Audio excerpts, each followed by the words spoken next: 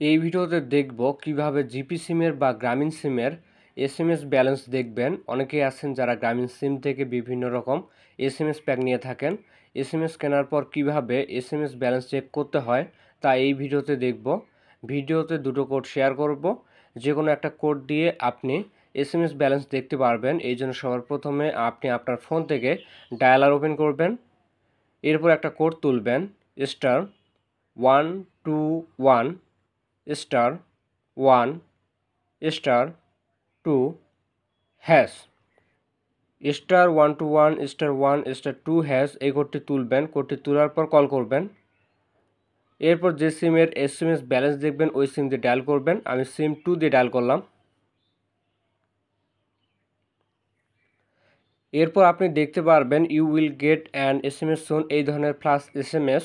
আপনি ওকেতে ক্লিক করবেন, একটু অপেক্ষা করবেন, তারপর দেখতে পারবেন আপনার নাম্বারে একটা এসএমএস আসবে। এসএমএসটি ওপেন করবেন। ওপেন করার পর দেখতে পারবেন আপনার সিমে অবশিষ্ট কয়টা এসএমএস আছে। আমার সিমে 33টি এসএমএস আরও আছে। এবার আমি আপনাদেরকে আরেকটা কোড শেয়ার করছি। কোডটি হচ্ছে *566*2#। এই কোডটি তোলার পর ডায়াল করবেন।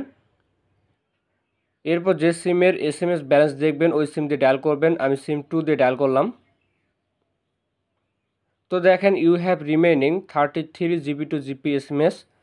এভাবেও আপনি আপনার জিপি সিমের এসএমএস ব্যালেন্স দেখতে পারবেন এবং এটাও দেখতে পারবেন আপনার এসএমএসের মেয়াদ কবে শেষ হবে। ভিডিওটি ভালো লাগলে লাইক করবেন। দেখা হচ্ছে নতুন কোনো ভিডিওতে। সকলে ভালো থাকবেন। ধন্যবাদ।